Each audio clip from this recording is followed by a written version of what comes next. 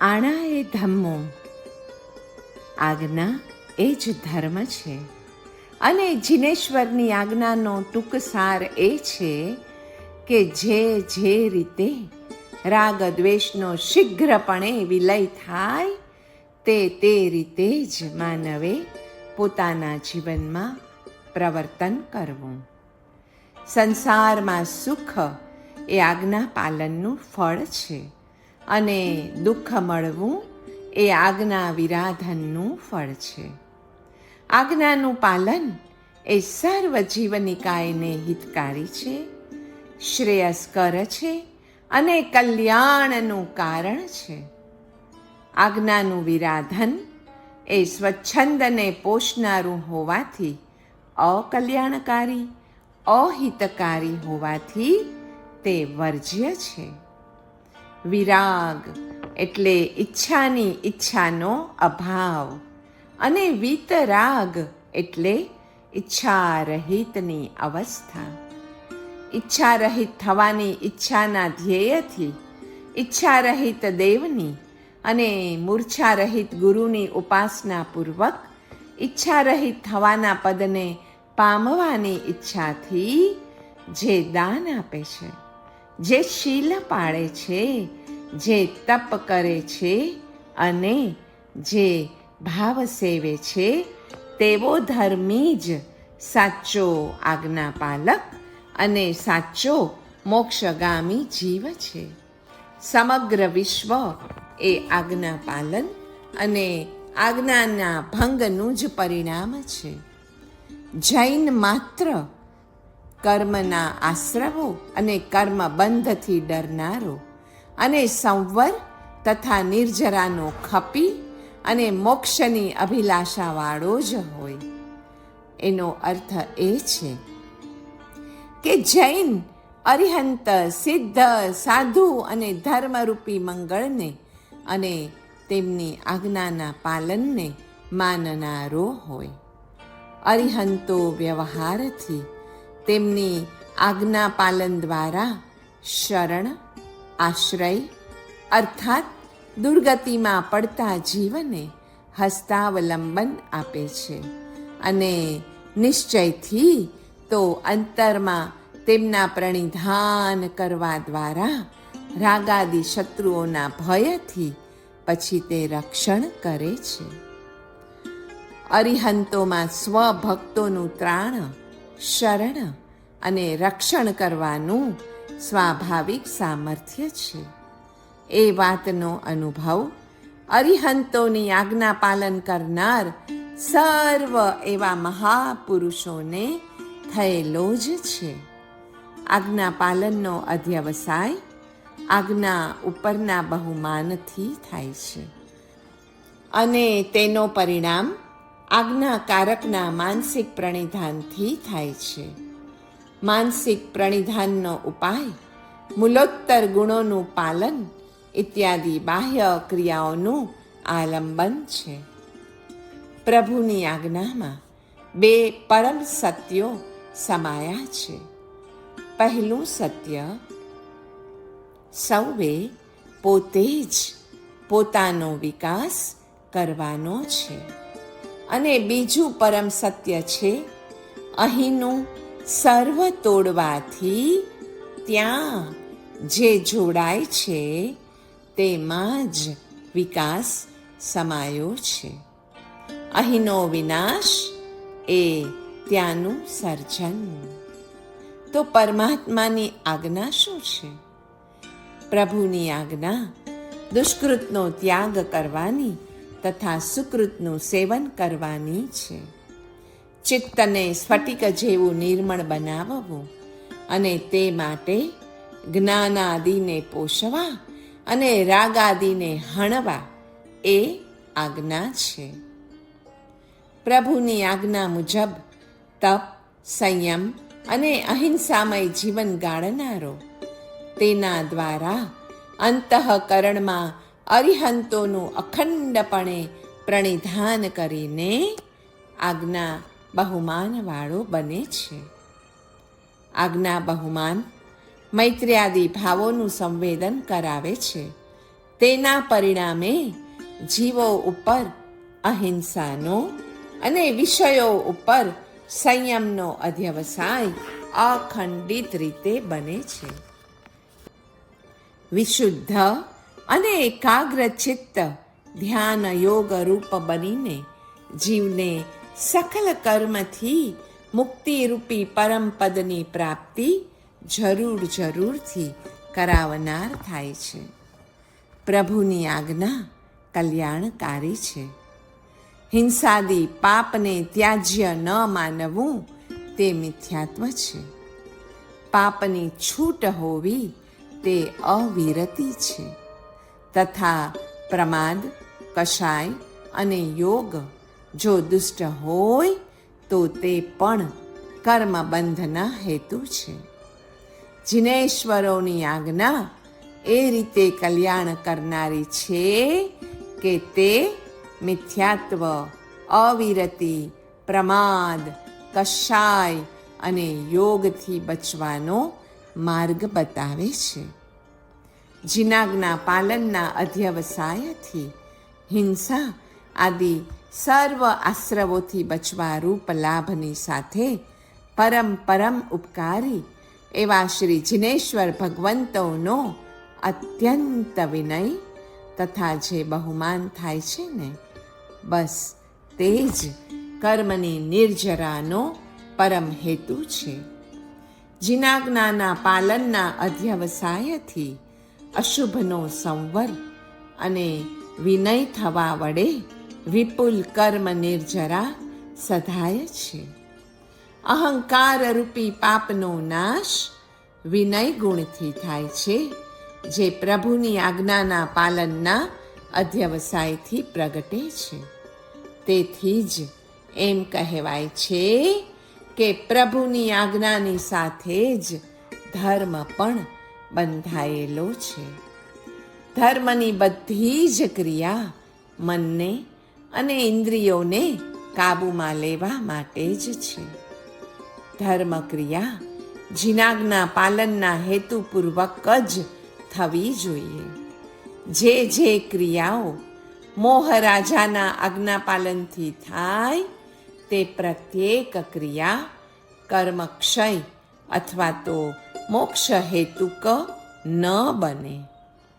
કર્મક્ષયના હેતુ માટે ક્રિયા કરવી એટલે રાગ, દ્વેષ, કામ, ક્રોધ, લોભ, મોહ આદિના હ્રાસ માટે બાહ્ય ભાવમાંથી છૂટીને અંતરાત્મ ભાવમાં આવવા માટે, અહિંસાદિના પાલન માટે, આત્મગુણોને વિકસાવવા માટે અને રત્નત્રયના આરાધન માટે જ્યારે પ્રત્યેક ધર્મક્રિયા થાય તેમજ તે ક્રિયા એવા સંતોષથી થાય કે મને આજે જિનાજ્ઞા પાલનનો અપૂર્વ લાભ મળ્યો, ત્યારે જ તે ક્રિયા જિનાજ્ઞા પાલનના હેતુથી થઈ ગણવી. જિનાજ્ઞાની આધીનતાનો વિચાર કરવાથી સર્વ પ્રકારની ધર્મક્રિયા સાનુબંધ બને છે અને પછી તેના કારણે ધર્મ પ્રત્યે અંતરથી બહુમાન કેળવાય છે. બોધિની માંગણી પાપથી છૂટવા અને ધર્માચરણ કરવા માટે જ તો છે. જીન વચન બહુમાનની પરિણતિ એ જ એક એવી મોઘર છે કે જે કર્મની ભીતને ઉખેડી શકે તેમ છે. જિનાજ્ઞા એ એવી જ મોઘર છે. જિનાજ્ઞાની આધીનતા શું કરે? તમો ભાવથી જે અંધકારમય નિરાશા આવી છે, સ્વોત્કર્ષ અને પરાપકર્ષના પરિણામ જે જાગ્યા છે, સ્વાર્થ વૃત્તિ જે આજે વધી રહી છે, ક્ષુદ્ર મનમાં નિઃશુકતા આવી છે અને અપવિત્ર મનમાં હિંસક વિચારો અને દુર્બલ મનમાં ભય તથા ચિંતા આદિ લાગણીઓ જે પ્રવેશી રહી છે, તે ઉચ્ચ ભાવનાઓ વડે નાશ પામે, તે જીનાજ્ઞાની આધીનતા વડે ઉપરના બધા જ દોષો નાશ પામે છે અને આપણું મન દર્પણ સમૂહ સ્વચ્છ બની જાય છે. જીનાજ્ઞા માટે સ્તવનમાં પણ કહ્યું છે ને કે તપ જપ કિરિયા મોઘરે રે, ભાંગી પણ ભાંજી ન જાય, પણ તુજ આણ લહે થકે રે, એક હેલામાં પરહી થાય, અનંત જીન આપ જો રે, મુજ એહ અનંતાચાર. ચાર અનંતાની આડે કર્મના આરણની ભીંત એવી તો ઊભી છે કે એ ભીંતને તોડ્યા વિના આત્માની અનંતી સમૃદ્ધિ પ્રકટ થતી નથી. એ માટે તો લોખંડી મોઘર જ જોઈએ. પણ એ માટે વળી તપ જપ કે અન્ય ધર્મ ક્રિયા કામ લાગતી નથી. બસ એક શ્રી જીનાજ્ઞાનું પાલન જ તે ભીતને તોડી ફોડી શકે છે. જીવનમાં રોજબરોજના જીવનમાં આજ્ઞા પાલનને આગળ કરવાથી 10 પ્રકારના લાભ થાય છે. 1. ધર્મ ક્રિયામાં કંટાળો ન આવે. 2. ધર્મ પ્રવૃત્તિમાં બળ મળે. 3. સમ્યક દર્શન ગુણ વિકસે. 4. જિનેશ્વરો પ્રત્યે ભક્તિ બંધાય. 5. વિતરાગ પ્રત્યેની ભક્તિથી રાગ દ્વેષ આદિ ઘટી જાય. 6. જીન વચનના મમત્વથી મિથ્યાત્વ દોષ ટળી જાય. 7. સૂક્ષ્મ એવા પાપનો ત્યાગ કરવાની પણ આપણામાં શક્તિ આવે. 8. ક્રોધ કરવામાં મોહરાજાની આજ્ઞાનું પાલન છે. ક્ષમા ગુણનું પાલન કરવામાં જીનાજ્ઞા પાલનનો મહાન લાભ મળે છે. એ વિચારથી ક્રોધાદિ દોષોને રોકવાનું અને ક્ષમાદિ ગુણોને પાલન કરવાનું બળ આપણી અંદર વધી જાય છે. પ્રભુના વચન અનુષ્ઠાન વડે અસંગ અનુષ્ઠાન પછી સુલભ બને છે. જિનેશ્વર દેવ પ્રત્યે પ્રીતિ અને ભક્તિ ઉભય વધે છે અને વચન ક્રિયા વડે અસંગ ક્રિયા પ્રાપ્ત થાય છે.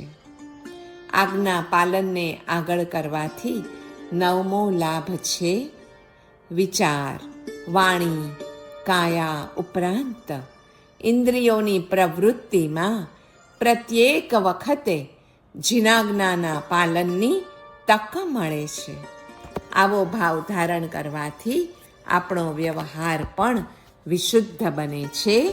અને 10મો લાભ એ છે કે જીનાજ્ઞાનું પાલન ભવચક્રમાં દુર્લભ છે અને જીનાજ્ઞાના આલંબને લોકસંગના આપણી જીતાઈ જાય છે. આમ આજ્ઞાનુસાર પ્રવર્તનમાં એકાંતે તો લખલૂટ કમાણી જ છે. આજ્ઞા વિરુદ્ધના વિચાર, ઉચ્ચાર કે આચરણમાં એકાંતે તો ગુમાવવાનું જ છે. અલ્પમૂલ્યે અમૂલ્ય કૃતિ લાભ છે. આજ્ઞા પાલનની હોંશથી જીવન સાર્થક થાય છે. જીનાજ્ઞા પાલન એ શુદ્ધ અને શ્રેષ્ઠ એવો માનવ ધર્મ છે. ધર્મ જીનાજ્ઞાથી બંધાયેલો છે અને જીનાજ્ઞા સાથે જ સંકળાયેલો છે. જીનાજ્ઞામાં જે વિધિ કહી હોય કે પછી જે નિષેધ કયા હોય તેના બરાબર આચરણ અને ત્યાગમાં જ ધર્મ છે. ધર્મ અને અધર્મ એ અતિન્દ્રિય હોવાથી અતિન્દ્રિય જ્ઞાની જ તેને જાણી શકે છે. ત્યાં તર્કનું પણ કોઈ સામર્થ્ય નથી. સર્વજ્ઞનું જ ત્યાં સામર્થ્ય છે, તથા વિતરાગ જ સર્વજ્ઞ બની શકે છે. તેથી દેવ તરીકે વિતરાગ સર્વજ્ઞ જ મનાય અને તેમના વચનો જ પ્રમાણભૂત ગણાય છે. જીનાજ્ઞાથી વધીને કોઈ કરતા કોઈ ધર્મ હોય જ ન શકે. જીનાજ્ઞાના પાલક પરમ સૌભાગ્યશાળી, ધન્ય, કૃતપુણ્ય તથા કૃતાર્થ ગણાયા છે. જીનાજ્ઞાના પાલનનો અધ્યવસાય નિરાશંસ ભાવની સાથે સાથે વિધિ, પરિણતિ અને વીર્યોલ્લાસને ઉત્પન્ન કરે છે.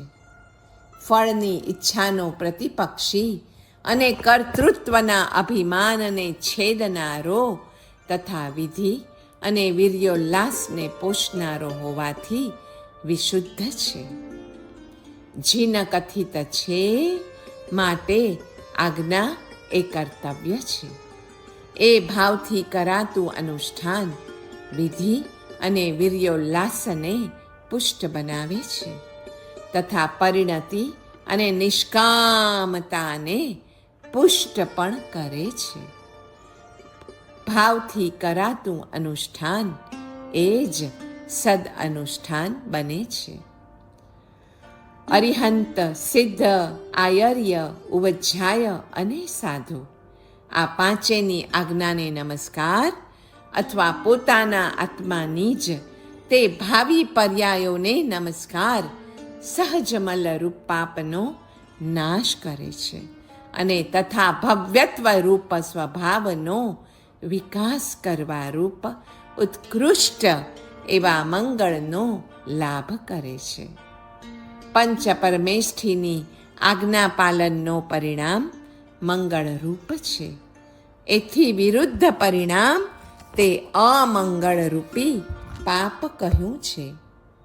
અર્હદાદી આકારે ઉપયોગનું પરિણમન તે મંગળ અને પાપ ક્ષયનો હેતુ કહેલો છે.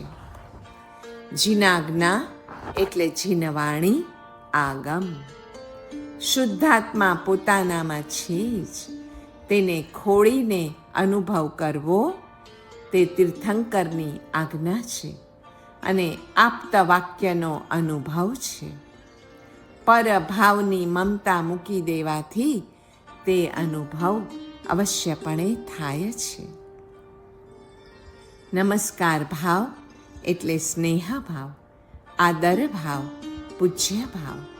એ સર્વ ભાવ કોના ઉપર? પ્રભુની આજ્ઞા ઉપર. આજ્ઞા, આજ્ઞાપાલક અને આજ્ઞાનું ફલ પ્રાપ્ત કરનાર, એ ત્રણ ઉપર નમસ્કારની આ ક્રિયાથી સ્નેહ ભાવ, આદર ભાવ અભિવ્યક્ત થાય છે. એટલે જ નમસ્કાર મહામંત્રમાં રહેલ ચુલિકા સહિત પંચમંગળ એ પૂર્ણ નમસ્કાર બને છે. આજ્ઞા એ ષડજીવ નિકાય હિત સ્વરૂપ હોવાથી નમસ્કાર દ્વારા સર્વ જીવનિકાય ઉપર સ્નેહ ભાવ કેળવાય છે. નમસ્કાર એ પરમાત્મા આજ્ઞા સાથે જીવનું જોડાણ કરે છે, જ્યારે અહંકાર એ આજ્ઞાથી આપણા જીવને અર્થાત આપણને અલગ કરે છે. Now choice is ours, and if not now, then when?